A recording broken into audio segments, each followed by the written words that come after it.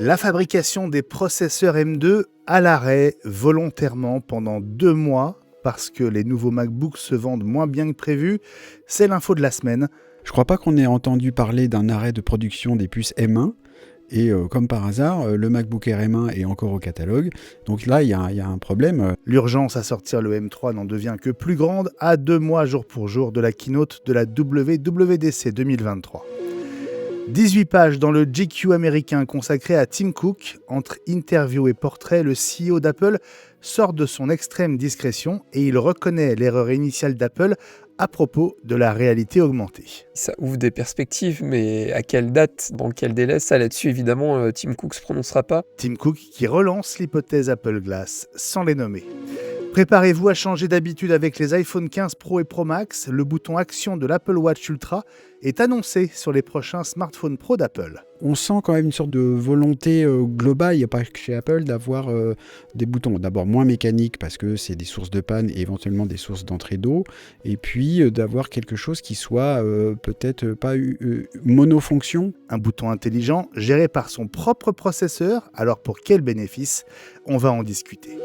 Suite du bilan du 4e trimestre 2022, les Mac et les iPads s'en sont plutôt moins mal sortis que les autres. C'est un peu comme si les gens s'étaient offerts du corned beef ou de la dinde en gelée au lieu de s'acheter des ordinateurs à Noël. C'est à suivre dans la mise au point de Gilles Dounès. Et puis le bonus exclusif pour notre communauté Patreon. Cette semaine, quel intérêt à avoir encore un appareil photo en 2023 ? Souvent aujourd'hui les gens disent l'appareil photo ça sert plus à rien, aujourd'hui de toute façon les téléphones font bien mieux. Et je me suis dit tiens finalement pourquoi est-ce que ne pas lancer ce débat là avec mes chers copains d'iWeek. Mais est-ce que vous continuez à utiliser un appareil photo ? Est-ce que vous voyez un usage vous à un appareil photo par rapport à votre téléphone au quotidien ou dans des cas bien particuliers ? Un bonus à savourer sur patreon.com/iWeek.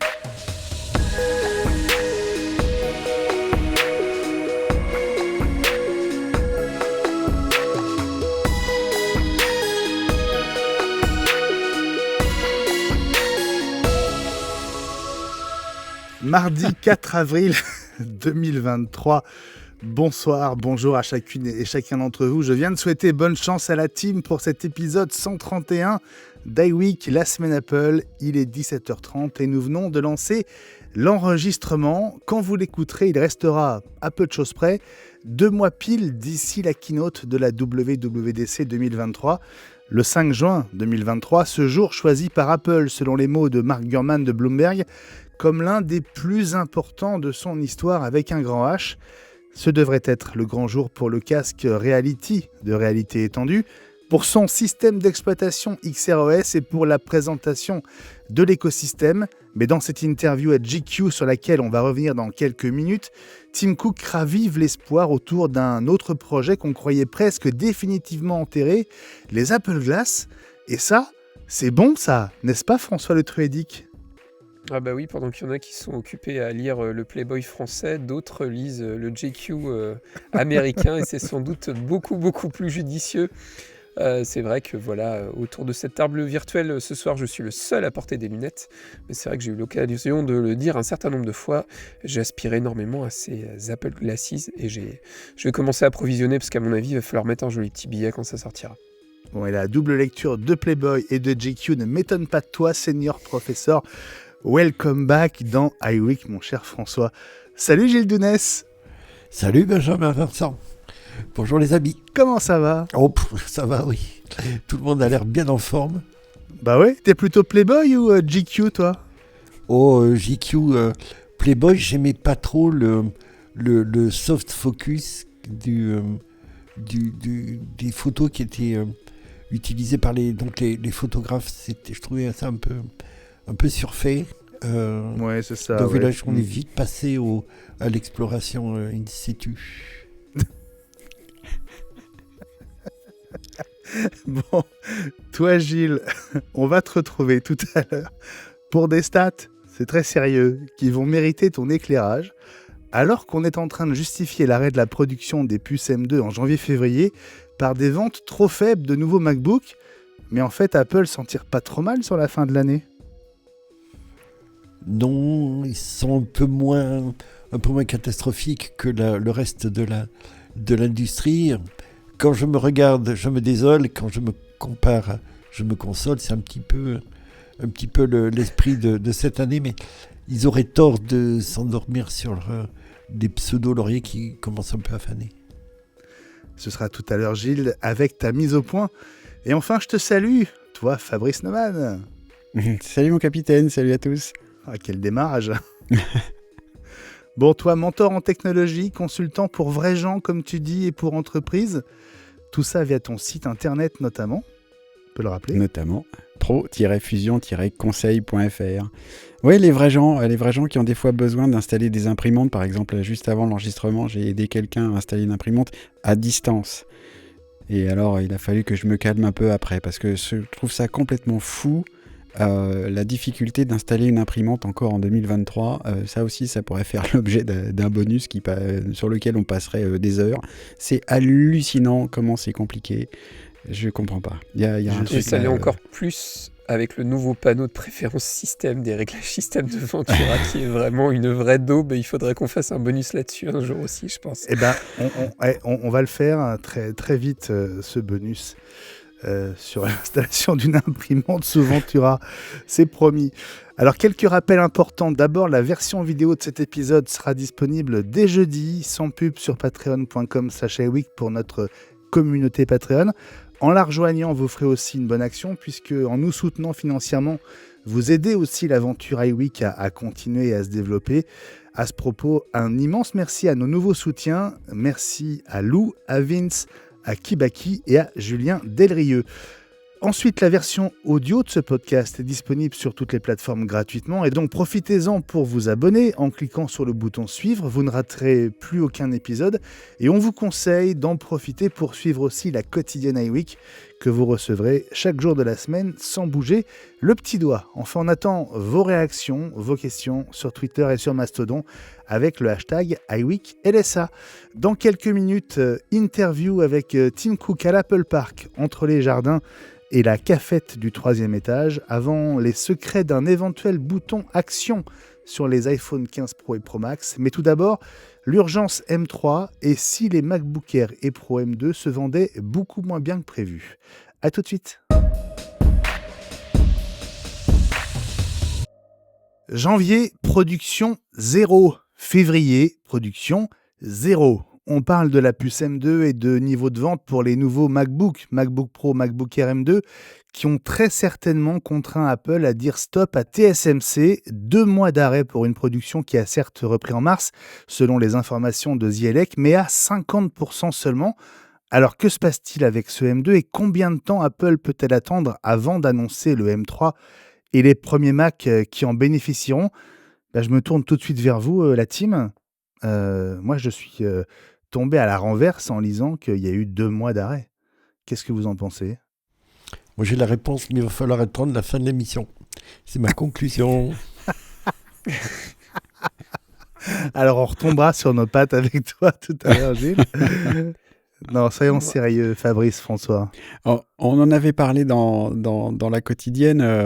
Il y a un truc, que ce soit M2 et puis après potentiellement M3, mais en tout cas, les M2 se sont accompagnés d'une augmentation des prix. Hein. Les nouvelles machines équipées de M2 sont plus chères qu'avant.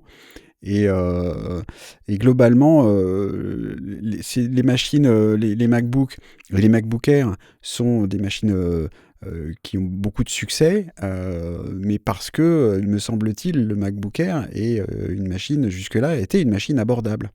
Et je crois pas qu'on ait entendu parler d'un arrêt de production des puces M1. Et comme par hasard, le MacBook Air M1 est encore au catalogue et il coûte 1000 € ou 1100 €, alors que le MacBook Air M2 coûte 1300, 1400, 1500 et on peut monter très très vite.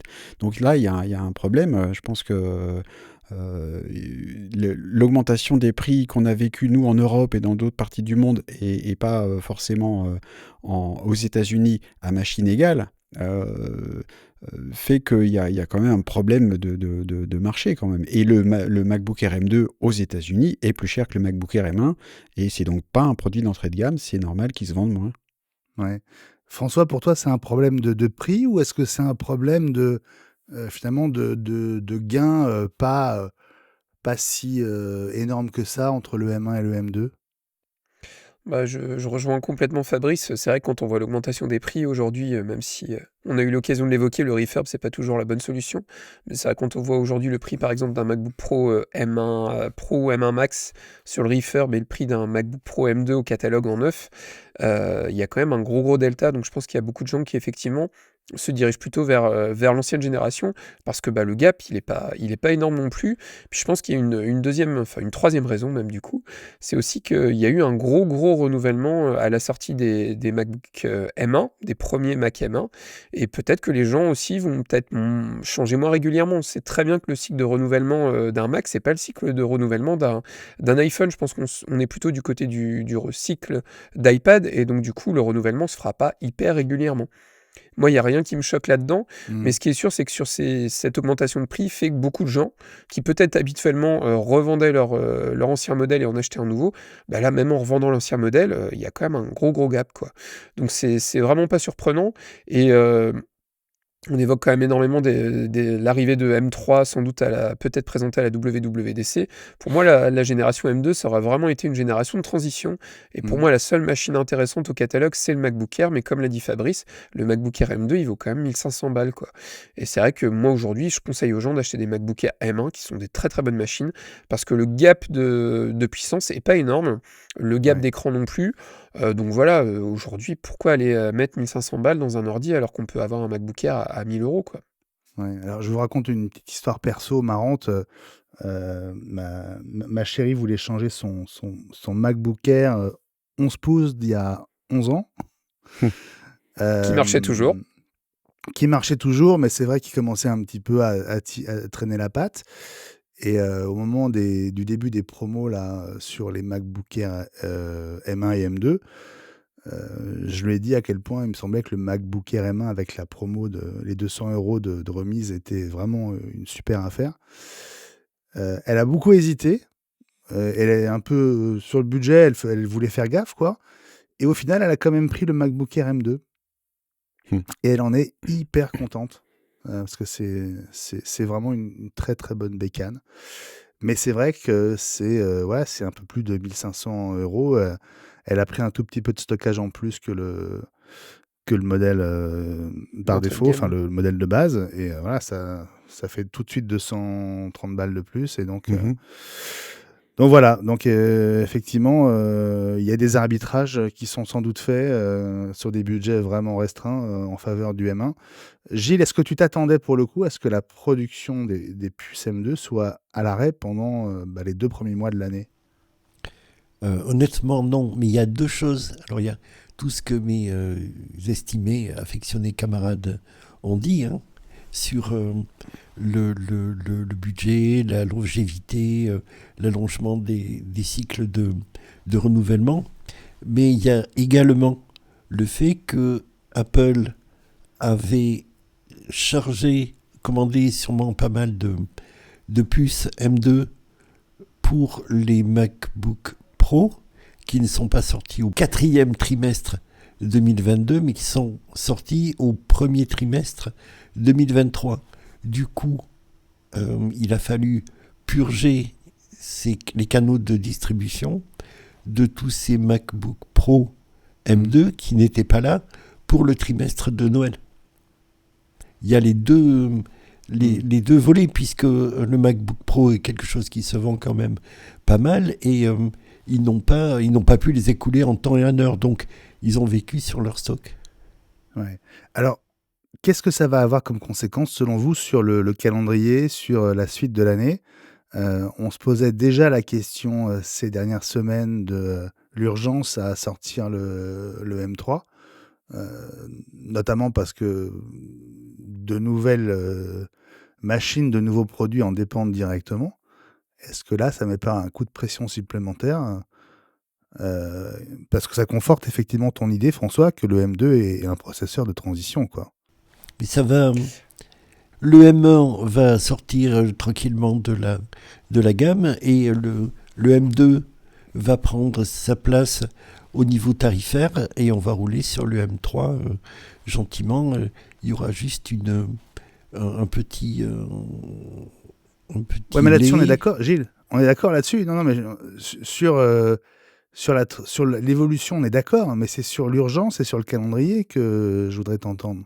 Parce qu'on sait que le M3, ça veut aussi dire du 3 nanomètres. On sait que c'est une technologie qui est frémissante, mais qui a son début. Intel est loin de réussir à les produire en masse. TSMC vient de commencer. Tout ça est quand même... Il n'y a pas c'est d'urgence. chaud, quoi. Il Il n'y y a pas d'urgence pour toi. Non. La concurrence est aux fraises, commence à peine à s'organiser vis-à-vis du... Ça tombe bien, c'est la saison, mais ils commencent à peine à s'organiser vis-à-vis du M1. Donc il y a un petit peu d'avance.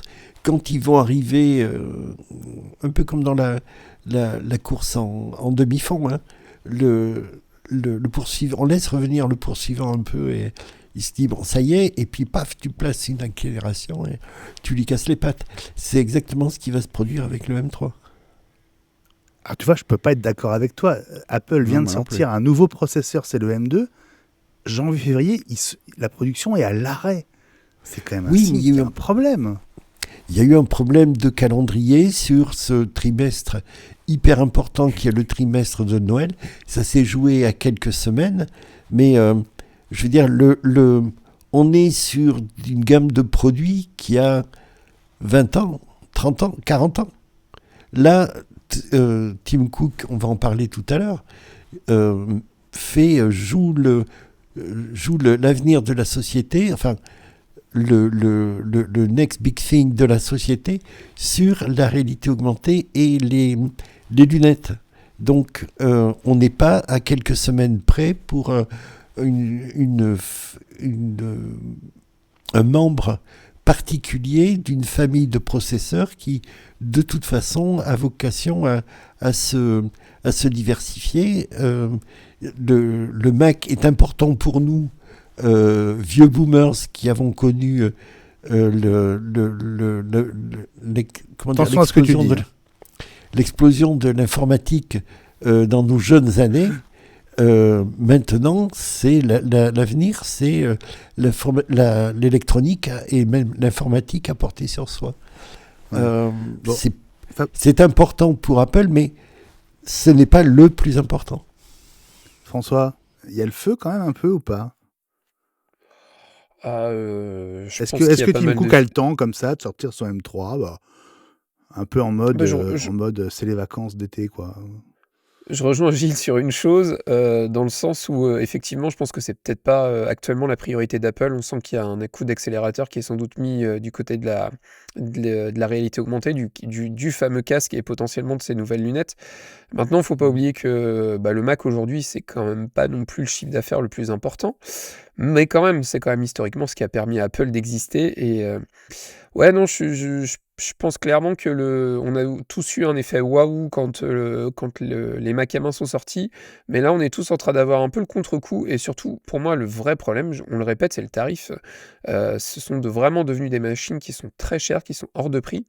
Tu le disais, hein, tu veux passer de 256 à 512 gigas disque dur, du coup, ça te coûte quand même plus de 200 €. Donc, moi, je pense vraiment qu'une grosse partie du problème, c'est vraiment les tarifs. Et c'est en ça, il y a eu une telle inflation entre les M2 par rapport au prix des M1 que aujourd'hui, je pense qu'il y a pas mal de clients. Moi, je l'avais dit à l'époque, hein, quand j'ai acheté mon MacBook Pro M1, j'ai acheté du M1 parce que le M2 était trop cher, clairement, quoi. Et je pense que le problème, il vient vraiment de là, c'est le tarif. Fabrice, sur l'urgence du M3 ou pas, et sur peut-être une indication, peut-être pour Apple de revoir ses tarifs peut-être un peu à la baisse, dès que ce sera possible en tout cas. Avec M3 ou pas, qu'ils puissent revoir les prix à la baisse, je pense que ce serait très bien. Je suis assez intéressé par ce qu'a dit Gilles. Je trouve que c'est frappé au coin du bon sens de se rappeler qu'effectivement les MacBook Pro ont eu un peu de retard à l'allumage en sortie. Ils n'ont pas pu, en tout cas ils ont choisi de ne pas le sortir, donc ils avaient sûrement un peu de stock. Donc voilà, ce qui expliquerait en partie, parce que c'est quand même rare d'entendre et de penser que Apple et Tim Cook en particulier peut s'être trompé sur la chaîne d'approvisionnement, puisque c'est quand même ça sa grande spécialité. Mais on est encore potentiellement sur une sorte de contre-coup formidable de la pandémie, notamment, et on voit ça aussi dans les résultats de vente de quelques quelques catégories de machines que ce soit, il y a eu une grande vague d'équipements pendant la pandémie, et puis maintenant tout le monde est équipé, quoi. Plus le fait que donc les machines durent plus longtemps, et alors franchement, un M1, ça va durer encore très longtemps. Donc, effectivement, en termes de puissance, il n'y a pas d'urgence. D'un point de vue personnel, moi, ça me réjouit un peu. C'est-à-dire que les machines durent plus longtemps. Moi, je ne rêve que de ça. Il y a l'attrait des nouvelles technologies, c'est évident, mais en même temps, que des machines durent plus longtemps, je pense que Apple y réfléchit aussi. C'est quand même pas pour rien. Ils font des machines quand même qui tombent pas en miettes au bout de 2 ans. La preuve pour le MacBook Air 11 pouces. Le MacBook Air 11 pouces, la vraie problématique, à part un peu de puissance soit, mais c'est qu'il se met plus à jour, quoi, pour des bonnes raisons d'ailleurs. Au bout de 11 ans, on peut comprendre. Mais c'est des machines qui fonctionnent vraiment longtemps. Donc le seul truc, un peu en termes d'anecdotes, et encore, rappelons aussi qu'il y en a qui attendent le M3 malgré tout, donc ce serait une catégorie à considérer pour Apple, comme Ellie. Qui a beaucoup attendu, qui finalement n'a pas pris de M1, et puis voyant que le M2 finalement c'était pas tellement mieux que ça, il a décidé d'attendre le M3. Donc c'est vrai que en termes de vente et de marché, potentiellement il pourrait y avoir, là ce serait une justification qu'il faut qu'il se presse un peu, un vrai boom pour s'adresser à ces gens-là qui sont encore sur des Mac Intel et qui attendent patiemment le M3 pour dire allez, là je vais y aller. Voilà, donc Moi le aussi, M3... je suis dans ce cas. Ouais, toi aussi, Gilles. Voilà, donc le M3, peut-être dans 2 mois à la WWDC 2023, mais c'est pas sûr du tout non plus. On verra. On a encore quelques semaines à attendre. On se retrouve dans un instant avec cette interview portrait événement de Tim Cook dans JQ. À tout de suite. Tim Cook, l'homme qui façonne l'avenir d'Apple, c'est le titre de cet entretien portrait exceptionnel à découvrir dans le numéro daté avril-mai 2023 du GQ américain. 18 pages sur le CEO d'Apple qui a fait mentir les plus sceptiques au moment de la relève après la mort de Steve Jobs et qui a propulsé Apple depuis un peu plus de 11 ans vers les sommets. Alors, plusieurs passages vraiment passionnants sur lesquels on va revenir, y compris l'absence totale de toute mention autour de la voiture de demain et donc de l'Apple Car. Moi, ce qui m'a marqué, c'est l'aveu de Tim Cook à propos de la réalité augmentée. Au départ, Apple n'y a pas cru, et c'était une erreur qu'il reconnaît aujourd'hui. Et ça, évidemment, à 2 mois de la présentation probable du casque Apple, ça semble presque indispensable, mais au-delà de cette actualité quasi immédiate, ça ouvre à nouveau des perspectives quand on pense aux futurs Apple Glass. On les croyait presque enterrées, et là, elles reviennent de manière presque explicite après avoir évoqué l'échec des Google Glass qui ont sans doute pas mal refroidi Apple à l'époque. Est-ce qu'on peut peut-être revenir déjà sur ce point, sur la tribune que ça donne à Tim Cook aussi pour préparer les esprits à ce qui va peut-être se passer dans 2 mois, Fabrice? C'est bien organisé chez Apple quand même, hein. Ils sont trop forts parce que GQ et tous les autres magazines du monde doivent demander une interview à Tim Cook toutes les semaines. S'il vous plaît, monsieur, maintenant, et maintenant, et maintenant, est-ce qu'on peut maintenant, jusqu'à ce que donc le grand seigneur descende de son piédestal en disant bah oui, c'est maintenant, ça m'arrange là. Donc parce que c'est quand même bien organisé tout ça. Je voudrais tempérer un petit peu le fait que c'était une erreur. Il le dit, cela dit, en citant aussi Steve Jobs, en disant qu'il ne faut pas rester inscrit dans ce qu'on pensait, sur ce dont on était sûr avant, etc. Ça, c'est très bien, revenir et réfléchir un peu sur soi. Cela dit, je voudrais rappeler que Tim Cook a toujours parlé, ça fait des années qu'il parle des réalités augmentées. Dès le avec début, enthousiasme, avec enthousiasme. Et dès le début, quand on lui parlait de casques de réalité virtuelle, il disait ouais, mais il faut pas jamais oublier la réalité augmentée. Moi, je pense plus à la réalité augmentée. Et ce qui veut pas forcément dire les Apple Glass d'ailleurs, parce que en termes de technologie, on en a déjà parlé, juste des lunettes classiques comme en porte ce soir François pour les auditeurs qui n'auraient pas la chance d'avoir la couleur. Voilà, on n'a pas la techno pour faire comme dans les films avec des choses qui s'inscrivent sur les verres en surimpression. Mais la réalité augmentée, ça peut se faire aussi avec un casque. Parce qu'il y a des caméras dedans, dehors, etc., etc. Et ça, il l'a quand même toujours dit. Alors donc, il est en train, cela dit, voilà, probablement de préparer un peu les esprits. Voilà, je pense que ce qu'on peut dire, c'est que ça a l'air de confirmer qu'il va y avoir quelque chose autour de la réalité étendue. On n'a plus beaucoup de doutes, mais voilà, la campagne de préparation à ça a bien commencé, quoi. François, bon, il est question des Google Glass dans l'article de GQ et c'est le moment juste après lequel Tim Cook embraye pour dire justement que, enfin, en gros, sa perception de ce type de produit a évolué. Ça ouvre des perspectives. On croyait que c'était foutu quand même. Ouais, alors après, comme on l'a souvent dit, ça ouvre des perspectives, mais à quelle date, dans quel délai, ça là-dessus, évidemment, Tim Cook se prononcera pas. Mais je rejoins Fabrice, le timing est trop parfait pour que ce soit une coïncidence. Tout est mesuré, tout est millimétré chez Apple, et donc le fait qu'il fasse ces sorties-là, je pense que ça a été volontairement fait de cette manière-là, juste pour faire une petite piqûre à 2 mois de la WWDC, où Apple va vraisemblablement annoncer des choses de ce côté-là.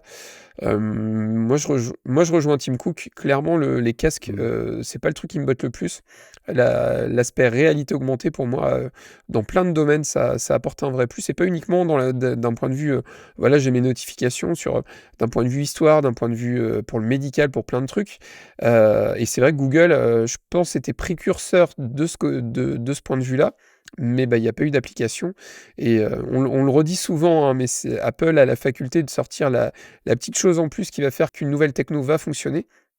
Et je pense que c'est là-dessus qu'ils sont vraiment attendus au tournant, et c'est peut-être aussi pour ça que ça met autant de temps à venir, quoi. C'est qu'il faut vraiment trouver l'angle d'attaque pour pas se planter.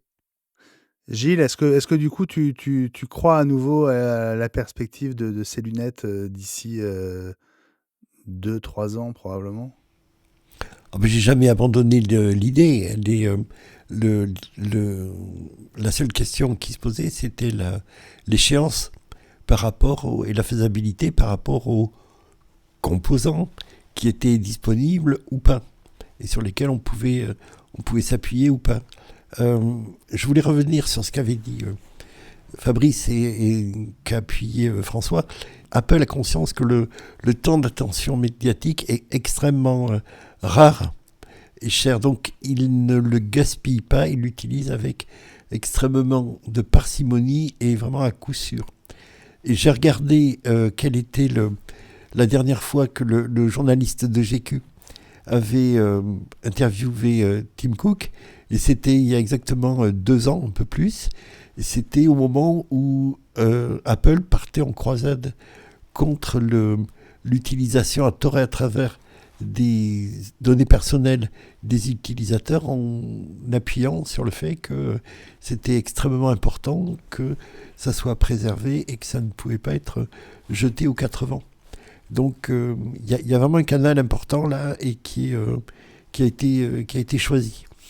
C'est marrant d'ailleurs parce que on a l'impression que le journaliste qui fait l'interview vit un moment assez unique avec Tim Cook. À la fois, il se balade au cœur de l'Apple Park, après il continue l'interview à la cafétéria du 3e étage, et puis tout à coup, l'heure c'est l'heure, et une assistante de Tim Cook vient et met fin au rendez-vous de manière assez rapide apparemment, hein.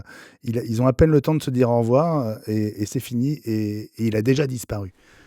C'est typique d'Apple. Avec un peu de douceur quand même. Mais... C'est typique d'Apple et des sociétés j'allais dire du CAC 40, du Nasdaq. Américain.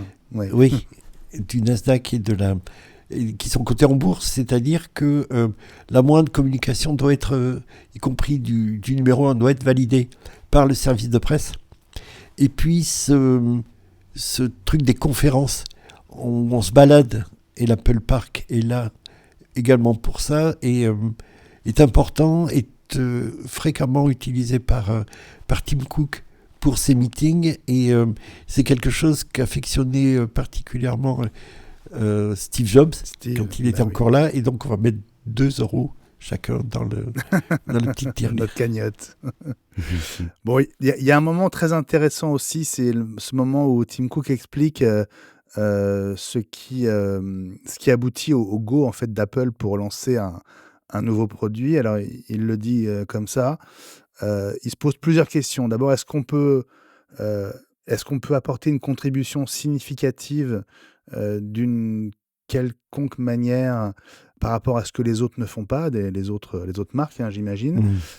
Est-ce qu'on est propriétaire de la technologie principale ?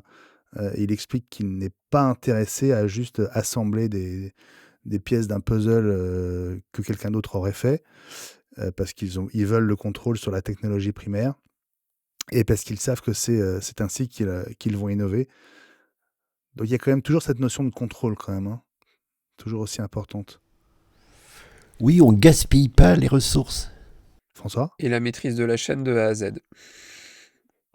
Ouais.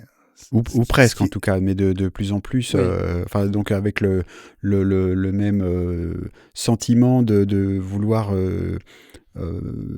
gérer et contrôler le logiciel et le matériel, et tant qu'à faire, aller jusqu'au bout du matériel, donc les processeurs, on en a parlé juste avant, et ne pas dépendre, notamment quand il y a pandémie, de l'arrêt de fabrication d'une usine, d'un tout petit composant qui arrête tout, par exemple. Ouais, on va rappeler que c'est la grande spécialité de Tim Cook, hein. C'est ce qu'il faisait déjà chez Compaq. C'est pour cette raison que Jobs est allé le débaucher de chez Compaq. Et il connaît par cœur la manière dont ça fonctionne. Donc, c'est sans doute un point qui a encore progressé depuis qu'il est seul aux commandes d'Apple. François, tu voulais ajouter quelque chose ? Je voulais juste préciser pour les plus jeunes, Compaq, c'est une marque d'informatique qui n'existe plus aujourd'hui. Hein, c'est Oui, tout. c'est ça. Voilà. Oui, C'est- qui c'est une faisait bonne la remarque, pluie et ouais. le beau temps sur le marché du portable, et c'était la pub, c'était Compaq à suivre. C'est vrai. Ce qui voulait dire, nous sommes le leader, essayez de faire aussi bien que nous. Il y a un C'est truc vrai. très important, c'est qu'il a dit explicitement, maintenant chez Apple, l'important c'est de maîtriser le composant central de manière à pouvoir, non pas avoir la maîtrise, mais ne plus se laisser déborder. Ils ont eu le problème avec le processeur au niveau du G5, qui était fabriqué par IBM. Ils ont été tournés par Microsoft quand ils ont vu le danger potentiel que le PowerPC 970 pouvait représenter pour eux. Ils se sont précipités chez IBM en disant « Nous voulons 2 puces PowerPC 970 pour nos Xbox », ce qui fait que Apple, de client vedette, est passé au second plan. Et ça a été la même chose avec Intel, puisque Apple était un peu une affiche de prestige, mais ce qui faisait bouillir la marmite chez Intel, c'était les commandes de HP, Lenovo, Dell, pour qui il fallait également personnaliser les puces pour leur carte mère. Ouais. Bon, pour résumer, pour conclure, qu'est-ce qui vous a le plus surpris, ou qu'est-ce que vous avez appris que vous ne saviez pas avec ce portrait interview dans GQ sur Tim Cook ? Joli J'ai pas le silence. sentiment d'avoir appris grand-chose. Moi, ce qui m'a le plus frappé, c'est j'ai trouvé ça, c'est assez doux, parce que comme tu faisais référence tout à l'heure, hein, donc on se promène dans le parc. Alors je vais signer, l'article est disponible en français sur le site de gqmagazine.fr, et donc voilà, il y a des phrases comme ça du style le soleil illumine la vallée, l'ambiance est paisible. Une fois au bord du bassin artificiel, Tim Cook est interrompu par un collègue qui l'invite à prendre congé de moi pour se rendre à sa prochaine réunion. Voilà en gros comment ça se termine. Alors, il y a un peu de douceur, c'est même presque caricatural, mais en même temps, comparé à d'autres PDG dont on parle à longueur de temps, bah, ça fait du bien. Voilà, ça fait du bien de lire un gars qui qui a la puissance qu'on sait, parce que par rapport même à tout un tas de pays, Apple est super puissant, et en termes de diplomatie technologico-politique, Tim Cook est un type qui a énormément d'influence. Ouais. En tout cas, dans ce genre d'article-là, mais même ailleurs, il la ramène pas. Ça, je trouve ça vraiment intéressant. Peut-être un petit point de critique justement sur cet article-là en particulier, c'est que c'est vraiment très doux, quoi. Et donc, il y a beaucoup de messages d'Apple sur, notamment, il y a une grande partie sur la défense de la vie privée, etc. Et là, à mon avis, il faut lire ça un peu vite parce qu'il y a beaucoup de critiques à faire sur tout ça qui n'est absolument pas présente dans cet article, que je regrette. Je suis pas d'accord. Je suis pas d'accord. Alors, Gilles, et puis après François. Alors, pour ce qui est de la critique à faire sur l'utilisation d'Apple par les données personnelles qui sont captées quand on utilise iOS, ça a été mentionné dans l'article. Je ne sais plus où je l'ai vu, mais j'étais frappé. On en a parlé après l'enregistrement hier. Pour l'enregistrement de la quotidienne, j'avais la sensation d'un portrait extrêmement nuancé. Tu parlais de quelque chose de doux, Fabrice. C'est pas un portrait au flash de face, comme d'habitude. J'ai l'impression d'un portrait extrêmement modelé, et Tim Cook a un soft power, une façon d'attirer la sympathie, de captiver un peu les gens, beaucoup plus nuancé et tout aussi efficace que celui de Steve Jobs, de 2 € encore, qui avait un comment appeler ça, un charisme de rockstar.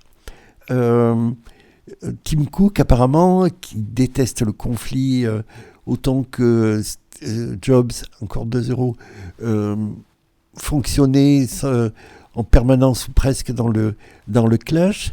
C'est plutôt le soft power du Dalai Lama, un truc très nuancé,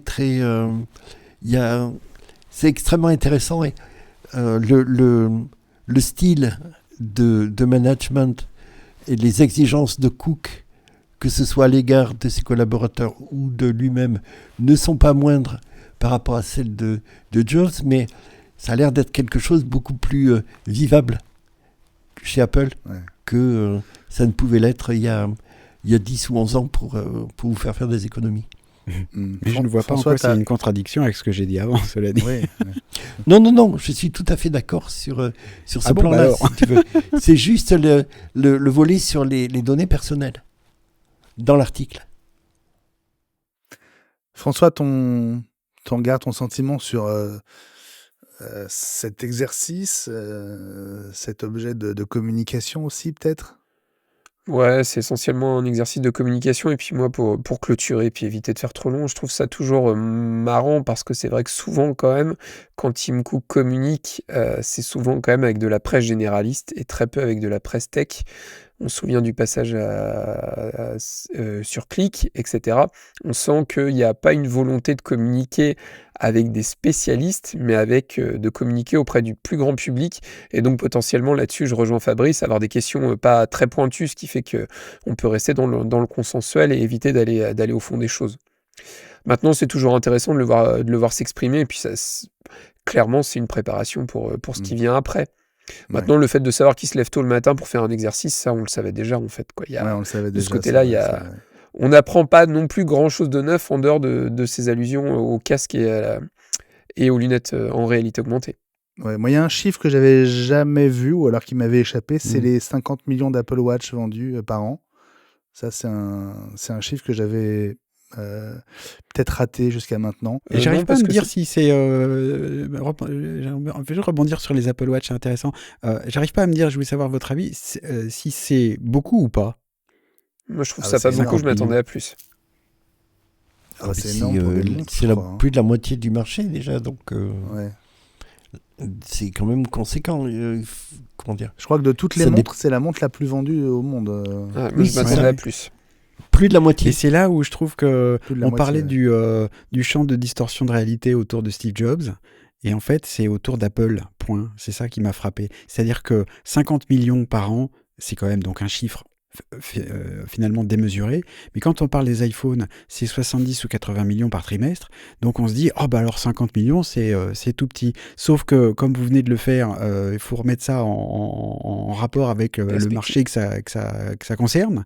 Et c'est donc totalement monumental. C'est-à-dire que Apple fait un truc, c'est là, et c'est ça qu'on va voir aussi avec le casque, c'est que a priori, notamment si c'est annoncé au prix auquel on s'attend, ce sera pas à 50 millions, ce sera peut-être 1 million, et là pour le coup pour Apple c'est ridicule, minuscule, sachant qu'il y a tout un tas d'entreprises dans le monde entier qui aimeraient bien vendre 1 million d'un truc. Donc c'est là où j'ai trouvé intéressant que tu remarques ce chiffre-là, parce que ça remet encore en perspective les dimensions phénoménales d'Apple dans toutes les catégories. Voilà pour cet entretien portrait assez exceptionnel, en tout cas assez rare à découvrir dans le numéro avril-mai 2023 du GQ américain, et donc on peut aussi lire sur le site du GQ français. D'ailleurs, le choix de GQ, ça m'a rappelé la période du lancement de l'Apple Watch, où Apple volontairement visait la presse fashion, quoi. Et GQ, on n'est pas très loin du magazine de l'homme moderne. C'est pas lui, mais c'est GQ aujourd'hui. Allez, on se retrouve dans un instant avec les rumeurs autour des prochains iPhone 15 Pro et Pro Max, de nouveaux boutons qui vont probablement changer un peu nos habitudes. Les iPhone 15 Pro et Pro Max ne seront probablement pas confondables avec les générations précédentes. Alors de face, on devrait encore pouvoir hésiter. Le Dynamic Island sera probablement encore au rendez-vous, puisque Face ID sous l'écran ne devrait arriver qu'avec la gamme iPhone 17, et là on parle de 2025.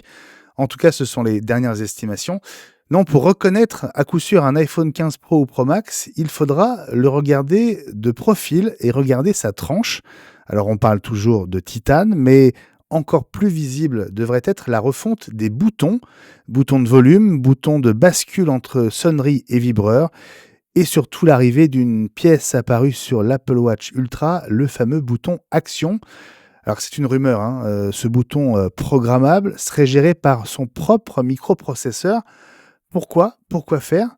À votre avis, on va en discuter, et je me tourne d'abord vers toi, François, puisque l'Apple Watch Ultra, tu l'as eu, tu l'as toujours, et ce bouton Action, est-ce que tu peux nous rappeler d'abord à quoi il sert, à quoi il ressemble, et ce qu'on fait avec sur une Apple Watch? Alors donc je le rappelle, c'est un gros bouton orange Tu peux nous le qui est montrer? présent sur le... Si tu veux, pas de souci. Vous le voyez, il est juste là. Vous voyez, On le voit pas très bien. Tiens, gros enlève là. Montre-nous un gros plan sur ta Non, mais tu sais, webcam. Fais C'est pas le ton bouton timide. orange. voilà. Vous voyez, donc il est sur la tranche. Donc vous voyez le souci du détail d'Apple quand même. On a une belle petite, un beau petit liseré orange sur la roue crantée, sur la Digital Crown. Et de l'autre côté, nous avons un bouton orange, donc qui nous permet en fait de lancer une action. Alors je vais le faire devant vous, même si ça va pas marcher parce que la montre est verrouillée. Donc je vais juste faire mon code dans l'autre sens. Et donc du coup, en fait, quand vous allez appuyer sur le bouton, ça va déclencher directement. Tu vois, j'étais sûr que ça allait finir en démo foireuse. Quand vous appuyez dessus, vous voyez, ça lance un exercice. Ça vous montre que j'ai fait un exercice de renforcement traditionnel ce midi. Et si je rappuie dessus pour vous refaire la démo, histoire de faire une démo qui marche, ça déclenche directement l'application exercice et je peux sélectionner un exercice derrière.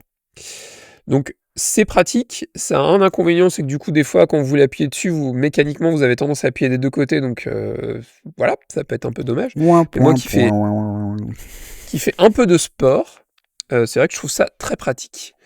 Et puis ça montre que je suis un gros richou et que du coup j'ai une Apple Watch Ultra parce qu'il y a un joli bouton en plus, quoi. Donc tu vois, c'est important pour le standing. C'est ça. Bon, on la reconnaît sans le bouton Action, hein, l'Apple Watch Ultra. Rien parce qu'elle qu'à est grosse. sa masse, à son volume.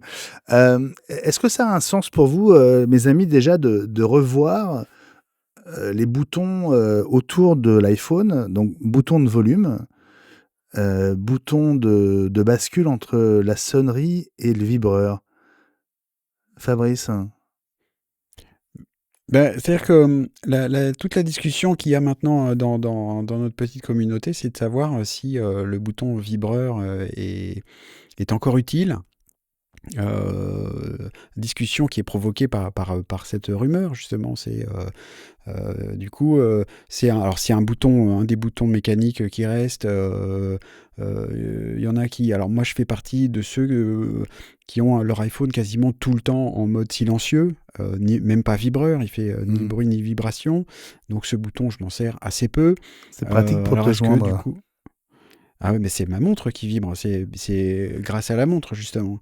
Donc ça fait partie de ça. Il y en a qui, de toute façon, qui aiment pas trop que ça fasse du bruit. Bon, et d'autres qui l'utilisent tout le temps. Mais est-ce que c'est une minorité, une majorité? On ne sait pas. Le fait est que on sent quand même une sorte de volonté globale, il n'y a pas que chez Apple, d'avoir des boutons. D'abord moins mécaniques parce que c'est des sources de panne et éventuellement des sources d'entrée d'eau.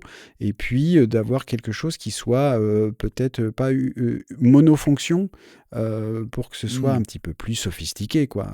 Voilà. Avec la problématique, juste pour celui-là par exemple, ce bouton-là, il est mécanique, il se sent bien sous le doigt, et donc on peut facilement le bouger quand l'iPhone est dans une poche.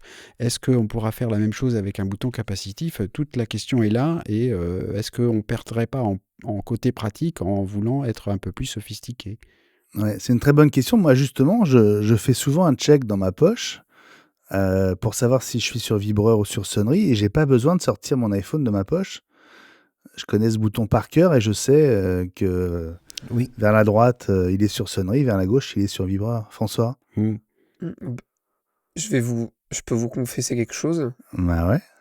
En fait, je ne me sers jamais de ce bouton pour la simple et bonne raison. L'Apple Ouais, que Watch, t'as la mon montre. portable. Voilà, ouais. Oui, ce que disait Fabrice, va Ouais, et ne mon pêche portable, plus. plus jamais en mode sonnerie. Et la montre, elle est jamais en mode sonnerie non plus. Donc c'est pour ça, moi, ce bouton-là, au final, il sert plus à grand-chose non plus. Comme Fabrice, pareil. Ouais. Mais c'est intéressant parce qu'il ne sert pas beaucoup, mais et moi, il me sert de temps en temps. Juste, tu vois, quand j'ai pas la montre, eh bien, je pense à mettre le téléphone en vibreur, jamais en sonnerie parce que c'est mon choix, mais parce que je sais que j'ai pas la montre. Donc, mais est-ce que j'ai besoin d'un bouton pour ça? Je pense pas. Voilà. Bon, donc la question peut se poser, mais qu'est-ce que ce bouton action sur un iPhone permettrait de faire concrètement? Mais d'abord, il faut changer l'interface. Là, ça fait 2007, 2023, ça fait 16 ans. Au niveau des interactions physiques avec l'iPhone, ça n'a pas énormément bougé à part le bouton Home qui a disparu. Et puis, ce truc de personnalisation. Si ça marche bien, pourquoi il faut changer? Parce que sinon, on passe notre temps à dire « ouais, ça n'avance pas, il n'innove plus, etc. » Donc, à un moment donné, il faut renouveler la plateforme, sinon elle devient obsolète et les gens s'en détournent. Et puis, il y a tout un volet qu'on oublie, c'est les fonctions d'accessibilité et de personnalisation du bouton qui vont être extrêmement utiles à tout un tas de personnes avec des handicaps sensoriels en particulier ou même physiques. Ouais, ça, c'est intéressant. Ouais.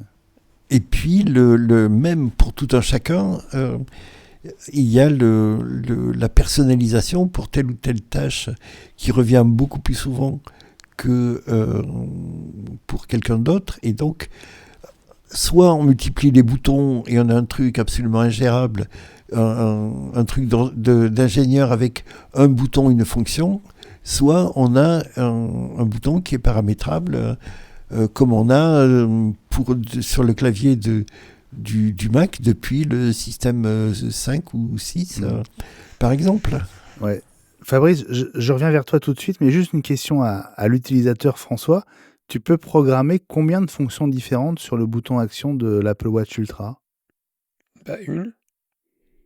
Ah bon Enfin, je crois, je sais pas, tu me mets le doute. Je croyais que tu pouvais faire plein de trucs différents.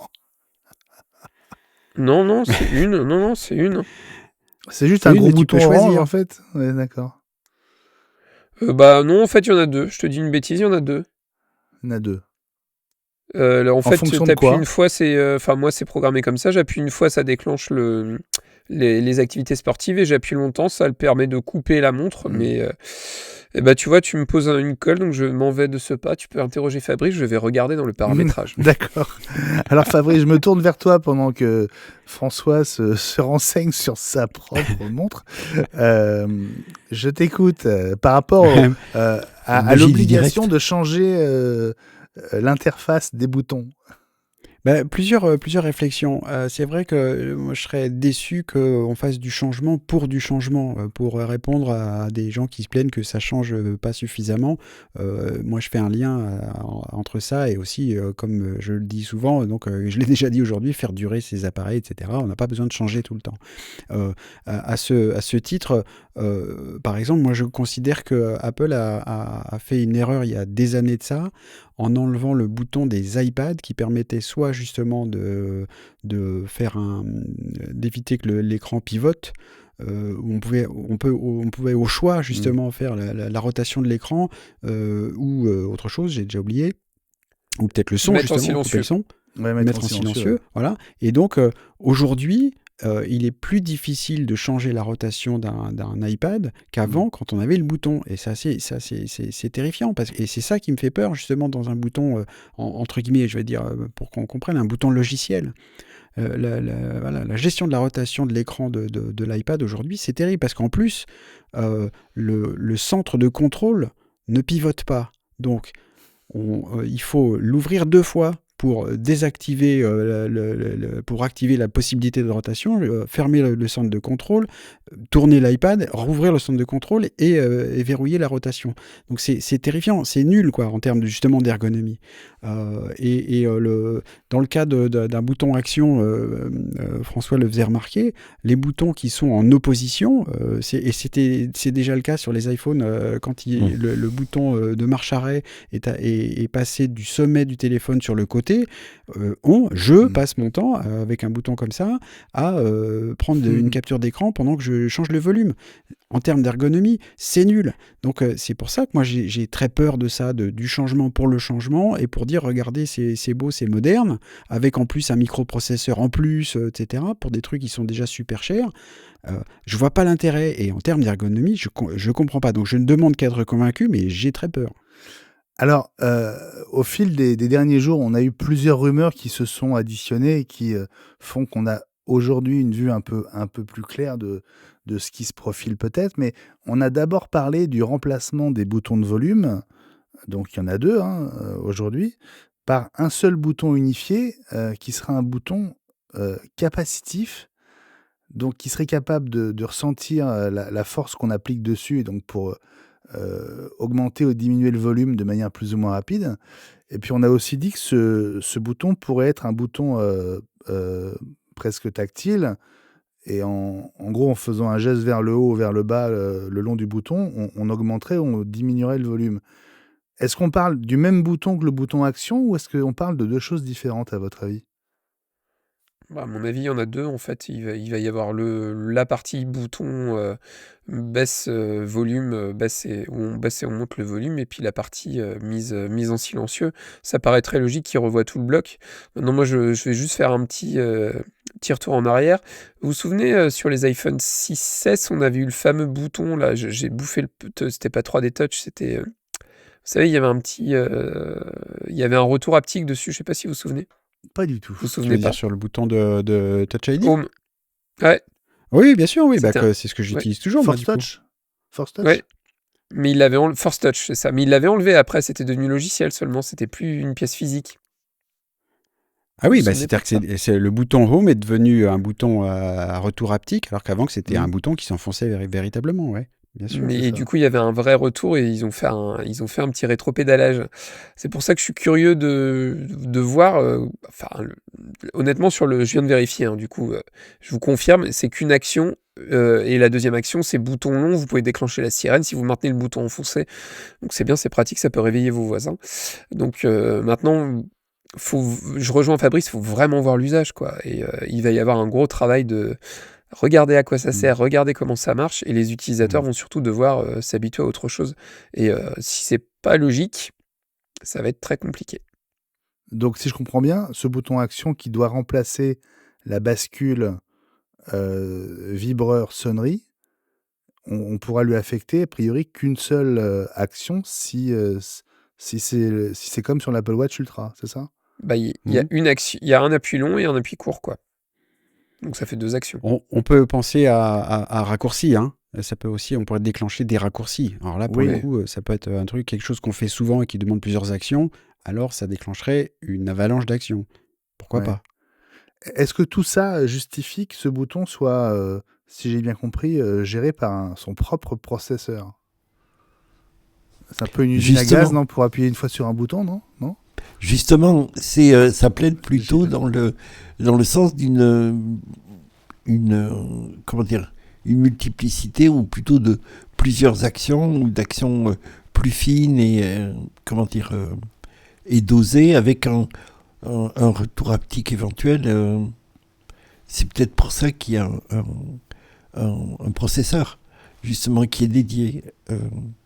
Encore une fois, on est en train de tirer des conjectures sur le sexe des anges là. Donc il faut attendre les rumeurs supplémentaires ultérieures qui vont venir et qui vont vraisemblablement donner davantage de détails sur cette fonction. Il reste encore 6 mois Ouais.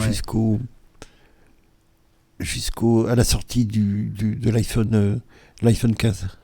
Mais quand même, est-ce que vous avez le même sentiment que moi? C'est-à-dire que plus les semaines passent, plus on est en train d'allonger la liste, non seulement des fonctions qui seront propres au modèle Pro et Pro Max qu'on n'aura pas sur les 2 modèles de base, et aussi qui vont marquer une évolution visible dans ce cas, par rapport à la gamme 14 et aux gammes précédentes. C'est-à-dire que j'ai l'impression qu'Apple essaye de plus en plus de tout faire pour que la gamme iPhone 15 et notamment les modèles Pro et Pro Max, on voit tout de suite qu'on a un 15 Pro, quoi.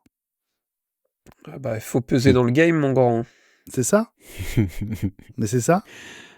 Ah non, mais ouais, après, il faut justifier aussi ces tarifs qui augmentent au fur et à mesure et l'écart qui se creuse plus ou moins entre la gamme classique et la gamme Pro sur le schéma de ce qu'on peut avoir sur les iPads, hein. Regardez le prix d'un iPad 10, on le décrit beaucoup, mais quand on compare un iPad 10 avec un iPad Pro, je sais pas, de tête, je vous dirais qu'il y a peut-être 500-600 € d'écart, hein. Donc peut-être qu'à un moment, on arrivera à un écart aussi important entre les iPhone 10 classiques et les iPhone Pro. Ouais. Il y a quelque chose aussi, c'est que c'est sans doute de la faute d'Apple, hein, qui a ouvert le tube de dentifrice et il a commencé à couler. On ne pourra plus faire rentrer le dentifrice dedans. Ils ont commencé à mettre l'accent sur l'iPhone Pro, et l'ensemble de ses concurrents sont mis à sortir des smartphones Pro et s'empiler comme tel à mettre de l'argent et des fonctionnalités dedans et à gagner des parts de marché. C'est le cas de Samsung sur ses smartphones à plus de $1000. Donc maintenant que la course est lancée, il faut la jouer, quoi. Ils peuvent pas s'arrêter et dire bon, on revient en arrière. Ouais. Alors, 2 points importants. D'abord, la rumeur dit que ces nouveaux boutons capacitifs marcheront y compris avec des gants. Alors, on se posait la question dans la quotidienne avec toi, Fabrice, de savoir si ça devait pas être quand même des gants spéciaux, les fameux gants qui sont conducteurs, comme Je vois pas pour comment ça l'écran pourrait être tactile. autrement, ouais. Ouais. Donc là, c'est un point quand même qui reste en suspens. Et puis l'autre rumeur qui pour le coup est assez intéressante dit que même quand l'iPhone sera soit éteint, soit à court de batterie, grâce, si j'ai bien compris, à ces nouveaux boutons, au processeur qui est associé, on pourra continuer à utiliser certaines fonctions. Ça pourrait être notamment le cas d'Apple Pay et des fonctions qui permettent, par exemple, de déverrouiller une serrure de porte ou de chambre d'hôtel, même si on n'a plus de batterie principale dans son iPhone. Est-ce que ça fait sens pour vous, au-delà de l'intérêt qu'on imagine, hein? Il y a un équivalent là dans l'iPhone ou dans la montre, je ne veux pas dire de bêtises, mais C'est l'économie d'énergie, il reste de la batterie et mais t'as juste l'heure. Mais là, du coup, si c'est Apple Pay ou autre, il faut de l'authentification à un moment quand même. Bah oui. Enfin, je comprends pas la logique du truc. S'il n'y a plus de batterie, il peut y avoir une réserve à part qui est uniquement consacrée à ce type de fonction avec une optimisation sur de la puce UW, je crois, c'est la puce de communication. De ce que j'ai compris, le processeur associé au bouton aurait encore de l'énergie pour prendre la main sur certaines Face ID. fonctions, en fait. Ouais, je trouve que ça a du sens si c'est pas uniquement, c'est pas que pour faire fonctionner le vibrato du bouton. Si c'est pour justement... moi, ça me fait penser à la discussion qu'on avait eue à propos de la carte d'identité numérique. C'est-à-dire qu'à partir du moment où on commence à mettre tout sur son smartphone, il faut que pour ce genre de fonction, ça marche à tous les coups. Donc, il y a une histoire de fiabilité et aussi qu'on ne risque pas trop d'être coincé si justement on n'a plus de batterie. Mais donc, pour ouvrir une porte, pour passer le portillon du métro... donc c'est peut-être ça, peut-être que là on n'a peut-être pas encore toutes les infos. Moi je verrais ça plutôt comme ça, où on aurait une fonction d'utilisation minimum de la batterie sans allumer l'écran pour payer pour passer le métro, pour ouvrir une porte d'hôtel ou une porte de chez soi, et qui permettrait, même si la batterie est donc entre guillemets vide, que ça marche encore plusieurs jours, par exemple, simplement pour faire ça. Ça, ce serait intéressant. Et j'espère que c'est ça, parce que ça me paraît absolument indispensable d'avoir ce genre de choses-là pour qu'on ait quelque chose qui fonctionne plusieurs jours, même sans batterie, entre guillemets, donc. Bon, on va suivre évidemment les rumeurs sur ces iPhone 15 Pro, Pro Max. On est encore à presque 6 mois de la keynote du mois de septembre. Donc, effectivement, Gilles, je pense qu'on aura d'autres bruits de couloir. D'ici là, Gilles, tu ne bouges pas, parce que dans quelques instants, c'est l'heure de ta mise au point dans iWeek, la semaine Apple, le podcast. La mise au point de Gilles Dounès. Gilles, cette semaine, tu t'intéresses au marché européen du PC et de la tablette pour le dernier trimestre 2022. Alors, de quoi est-ce qu'on parle exactement ? Effectivement, Benjamin, le marché européen de l'Europe de l'Ouest, ce sont 3 pays. Le Royaume-Uni, la France et l'Allemagne. Et la catégorie marché du PC, qui est étudiée par les cabinets d'analyse depuis des années, n'est pas vraiment taillée sur mesure pour Apple, puisqu'elle comprend les PC de bureau, les portables et les serveurs. Ça explique aussi pourquoi Apple a longtemps été aussi minoré, ou tant de mal à exister dans les bulletins trimestriels. Et les tablettes, ce sont les écrans sans clavier, qui vont aussi bien du Kindle jusqu'à l'iPad Pro, en passant par tout ce qui se fait à base de robots hyperglycémiques. Ouais. Je suppose que tu veux parler d'Android, Gilles. Et donc, qu'est-ce qu'il y a de particulier sur le marché européen ? C'est un peu comme si les gens s'étaient offerts du corned beef ou de la dinde en gelée au lieu de s'acheter des ordinateurs à Noël.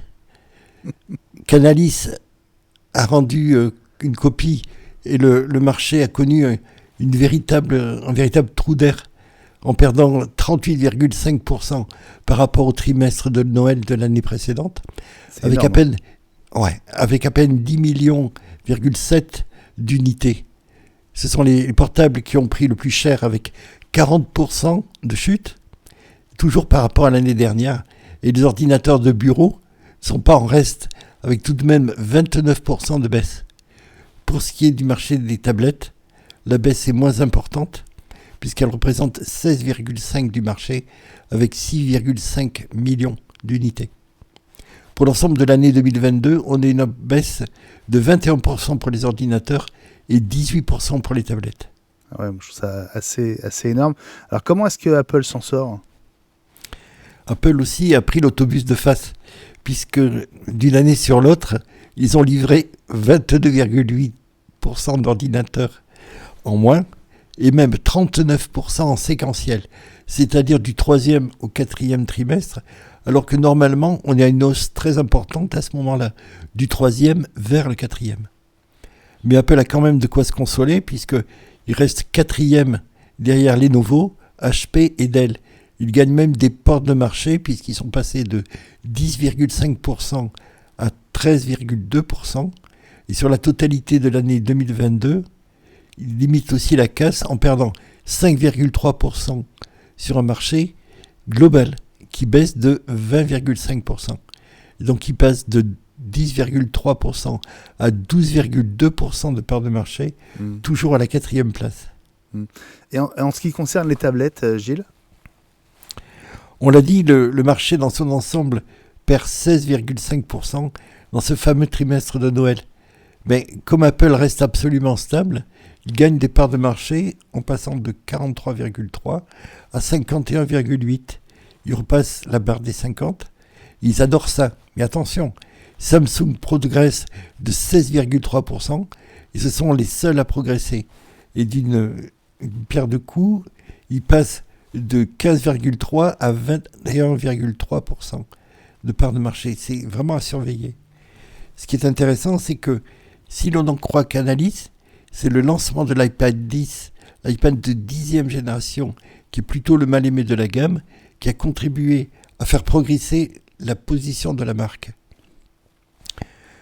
Pour autant, en année complète, Apple a perdu pratiquement 17%. Il passe de 43 à 44,1% de part de marché. Mais Samsung gagne 5,5% sur l'année et il passe de 16% de part de marché à 20,4%.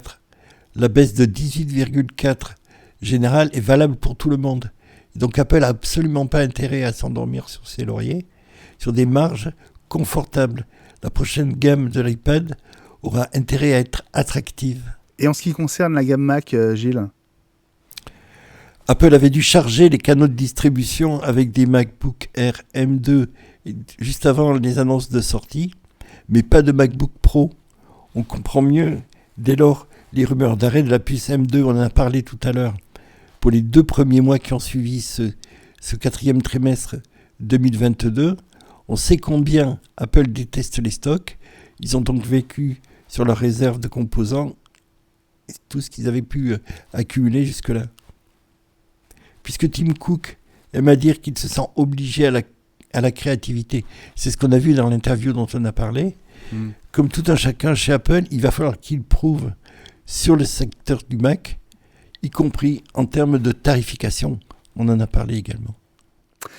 Merci Gilles pour ce point très complet sur ce dernier trimestre 2022. On respire 3 secondes et on se retrouve pour partager avec vous nos coups de cœur et nos cartons de la semaine. Carton rouge, carton jaune ou mieux, on le reconnaît, coup de cœur à partager avec vous. C'est maintenant dans iWeek. Fabrice, je crois que tu as vu tout rouge, toi. J'ai vu tout rouge à cause de General Motors, grand fabricant de voitures, grand fabricant de voitures américain, qui a annoncé, ou sur le point d'annoncer, en tout cas il y a eu plusieurs articles sur le sujet, que ces voitures électriques ne seraient pas équipées ni de CarPlay ni d'Android Auto, qu'ils utiliseraient la plateforme de Google qui s'appelle Google Automotive. Donc ne pas confondre avec Android Auto, hein. C'est vraiment Google Automotive, c'est une couche basse comme QNX dans beaucoup de voitures pour gérer les fonctions de base, notamment tout ce qui est affichage de la vitesse, etc. Et puis pourquoi pas du système de multimédia. Et donc, en gros, eux, ils disent, mais nous, on sait très bien faire ça dans les voitures. Déjà, rien que ça me fait tousser. Et on n'a pas besoin de laisser ça à Apple ou à Google. Et donc, pas de CarPlay et pas d'Android Auto. On aura un écran. Vous rassurez-vous, vous pourrez écouter votre musique. On aura des applications aussi pour écouter. Genre, ils ont parlé de Spotify. Alors, c'est bien, mais donc, et Apple Music là-dedans, on n'en sait rien. Et puis, il semble qu'ils veulent aussi faire quelque chose comme ce système-là, donc maison, on ne peut pas faire autre chose, c'est gratuit pendant 8 ans. Et après, on ne sait pas. Donc, visiblement, c'est aussi pour ouvrir la voie à un système d'abonnement pour avoir des fonctions supplémentaires. Alors, on avait déjà parlé dans un bonus, en fait, parce qu'il y a Mercedes et BMW qui ont annoncé ce genre de choses-là, d'avoir des options payantes mensuellement pour les sièges chauffants, etc. etc. Je comprends la démarche. Moi, je comprends la démarche parce que on sait bien que les véhicules électriques, notamment, c'est de ça dont on parle, ont beaucoup moins besoin de maintenance. Donc ça change beaucoup le business model de tous ces constructeurs qui reposent sur la vente, mais aussi sur la maintenance, et on les ramène pour faire la vidange. Et voilà. Et sur un véhicule électrique, il n'y a pas de vidange. Donc il faut trouver un autre business model et donc trouver des options payantes, pourquoi pas. En revanche, quand ça se fait quand ça implique que du coup ça enlève des fonctions qui existent déjà depuis longtemps sur des voitures et qui sont appréciées de tout un tas de gens, parce qu'on rappelle que c'est Apple qui avait sorti ce chiffre-là. En gros, près de 80% des gens considèrent que CarPlay est un aspect important dans leur choix le choix de leur voiture. Donc si ça s'avère, effectivement, aux États-Unis, oui, demande à Ellie, exactement. Si j'avais acheté une voiture aux États-Unis, j'achèterais pas des marques qui viennent de General Motors, notamment à cause de ça. Mais mon coup de sang, du coup, c'est que s'ils le font, peut-être qu'il y en a d'autres qui vont s'embarquer derrière. Donc j'espère que non, quoi, parce que c'est complètement stupide de vouloir bloquer. Et on parle d'Apple avec son jardin fermé, mais alors là, il s'enferme tout seul. Et qui s'enferme et qui jette la clé, on n'ira pas chez eux. Voilà. Je leur souhaite beaucoup de plaisir vu les parts de marché de l'iPhone aux États-Unis, quoi. C'est ça. Et puis surtout, c'est histoire de se claquemurer, comme tu disais, avant l'arrivée éventuelle d'un concurrent potentiel comme pourrait l'être Apple avec sa voiture. On reste avec toi, Fabrice, que tu as aussi un coup de cœur. Un petit coup de cœur rapide. Alors, à propos de Tetris, pas encore du film, parce que je n'ai pas encore vu le film qui est donc disponible sur Apple TV+. On en a parlé dans La Quotidienne avec Taron Egerton. Mais peut-être que certains d'entre vous l'ont vu. Il paraît que c'est bien, donc j'ai très envie de le voir. Et voilà. Mais du coup, je pense que comme beaucoup de gens, le mot Tetris revient. Alors, quand j'ai été jeune, moi, j'y ai joué. Je me suis dit, tiens, je vais aller regarder s'il n'y a pas un jeu de Tetris. Mais tu es encore très jeune, Fabrice. Tu es encore vous êtes charmant. Et du coup, je suis allé regarder sur l'App Store. Et en fait, c'est rigolo. Il y a un jeu de Tetris officiel, en fait, avec une photo du film aussi. Donc, c'est vraiment... Il y a une sorte de campagne jumelée, comme disait Coluche à l'époque, pour d'autres produits. Et donc là, il y a campagne jumelée autour de Tetris. Et donc, vous pouvez chercher l'application Tetris sur l'iPhone. Il est payant ou gratuit et qui est gratuit, voilà. Et j'ai commencé à jouer un petit peu, et c'est rigolo de jouer Tetris, ou rejouer à Tetris avec l'application officielle. Excellent, voilà. Tetris, yes. On rappelle pour l'anecdote que le créateur russe de Tetris n'a jamais touché 1 rouble pour ça. Ouais. Et justement, alors moi je prends la main avant de la passer à François et Gilles si vous avez des coups de cœur, mais moi j'ai regardé le film ce week-end. Et j'ai trouvé ça très, très chouette. Alors, très honnêtement, je voudrais me renseigner sur la réalité des faits presque historiques, parce que tout ça se passe vraiment à la chute de l'URSS, sous Gorbatchev, mais le mur de Berlin tombe pendant le film, etc. Et l'histoire est dingue. C'est-à-dire que c'est un vrai roman. Le KGB est là pendant tout le film. C'est l'histoire d'un homme qui est au bord de la faillite perso, qui surhypothèque sa maison pour pouvoir essayer d'acquérir les droits de ce jeu dont sur lequel il est tombé un peu par hasard au CES, d'ailleurs, à Las Vegas, c'était marrant, dans le film. Et ça se passe avec des allers-retours entre les US, la Russie. C'est un vrai thriller avec Taron Egerton, qu'on adore, je sais tous les deux, Fabrice, qu'on avait découvert dans Kingsman, puis après dans Rocketman. Et c'est un très bon film. C'est-à-dire que Les gens qui se disent, bon non, Tetris, ça m'intéresse pas, c'est Ouais. pour les mômes, machin. En fait, c'est un vrai bon film. Et moi, j'ai passé 1h40, vraiment top. Je vous le conseille, donc, Tetris, le film sur Apple TV+. Et à toi aussi, En Fabrice. t'entendant, je trouve qu'ils ont raté le titre. Après Kingsman et Rocketman, ça aurait dû être Tetrisman. C'est ça. François, est-ce que tu as un coup de cœur ou un coup de gueule? Non, moi j'ai un mini carton jaune juste Ah. pour vous faire marrer. J'ai eu un bug avec ma chère voiture, ma Tesla Model 3, le week-end dernier. Enfin, ça fait une semaine et demie déjà. En fait, en partant de la maison, j'avais 300 km à faire et j'ai une caméra qui a été inopérante. Et donc ça c'est très chiant parce que du coup je n'ai pas pu activer l'autopilot ni le régulateur de vitesse parce que chez Tesla quand il y a une caméra qui ne fonctionne plus, en l'occurrence c'était la caméra latérale, enfin la caméra gauche côté conducteur, et bah du coup pas de régulateur, donc je me suis tapé 300 km sans régulateur de vitesse et avec une voiture qui a la patate, croyez-moi, et bah c'est très compliqué parce que du coup il faut sans arrêt regarder le compteur de vitesse pour vérifier qu'on ne dépasse pas la limitation. Et donc du coup, j'ai essayé de régler le problème, et pour régler le problème, j'ai fait un chat avec Tesla, et juste pour vous faire marrer, j'ai eu l'impression d'être avec la hotline orange. C'est-à-dire que la première chose qu'ils m'ont demandé, c'est est-ce que vous avez pensé à rebooter la voiture? Et ça a un côté très, très con. Ah ouais. C'est-à-dire qu'il faut appuyer sur les deux boutons de part et d'autre du volant et compter 10 secondes et attendre que la voiture redémarre. Enfin, quand je dis la voiture, c'est en fait carrément le processeur, en fait l'ordinateur de bord. Donc du coup, l'écran redémarre, il y a le joli logo Tesla et puis ça reboot. Donc je l'ai essayé 2-3 fois, ça fonctionnait pas. Donc du coup, ils m'ont dit bon, ça veut dire intervention en garage. Sauf que moi, j'ai quasiment 120 km à faire pour aller chez le concessionnaire, enfin chez le garage, l'atelier Tesla le plus proche, donc j'étais pas très très motivé. Et puis sans trop savoir pourquoi, je l'ai réessayé une dernière fois et ça a marché. Sauf que alors pour ceux qui n'ont pas l'image, on vient de perdre notre ami Benjamin qui vient de télécharger Tetris et qui va jouer à Tetris. Dis tout de suite si ce que je dis ça t'intéresse pas, hein. Auquel cas moi j'arrête là. Hein. Je t'écoute, excuse-moi, je bosse. Tu pourrais nous mettre le petit jingle en utilisant ton bouton latéral gauche, tu sais, qui va devenir tactile bientôt. Appuie. Tout. Vas-y, tu peux parler sur la musique de Tetris, vas-y.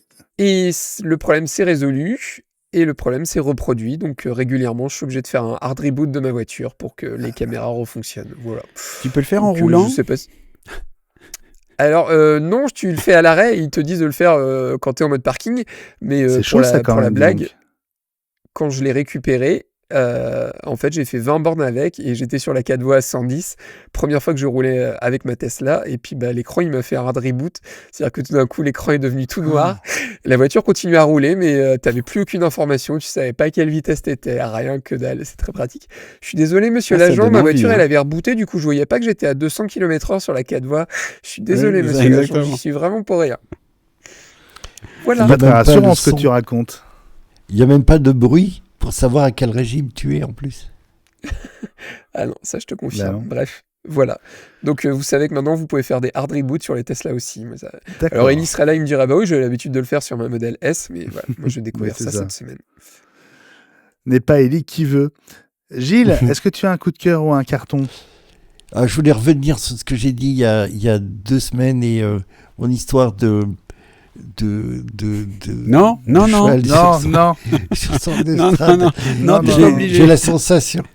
J'ai la sensation d'avoir été peut-être un peu dur. Donc il sort demain. Allez le voir. Le cheval, faites-vous une idée. Pas le cheval. Il y en a plein des chevaux. Allez voir les 3 mousquetaires. Ah. Et faites-vous une idée. C'est pas du tout ce qu'on a l'habitude de voir, les films d'époque traditionnellement en France. C'est plutôt fait pour... ça louche du côté de Netflix. C'est bien fait, il y a des sous, ça se voit à l'écran. Des acteurs qui sont excellents, mais ça n'a plus grand-chose à voir avec le roman, je vous l'ai dit, et... ils ont pioché un petit peu du côté des Pardaillans, si vous connaissez. Lisez les Pardaillans, ça m'a donné envie de de lire la suite des Trois Mousquetaires, relire 20 ans après, qui m'avait brisé le cœur quand j'étais enfant, et peut-être le Vicomte de Bragelonne, qui est le dernier volume.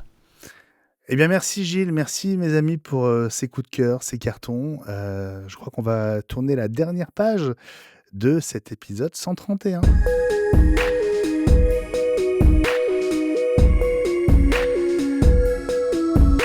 Merci pour votre fidélité, votre grande fidélité à iWeek, la semaine Apple, le podcast de référence sur Apple, son écosystème et leur actualité, un podcast indépendant, on vous le rappelle, disponible gratuitement sur toutes les plateformes de podcast. Je le rappelle parce qu'on n'est absolument pas financé par Apple et ça mérite qu'on le redise de temps en temps.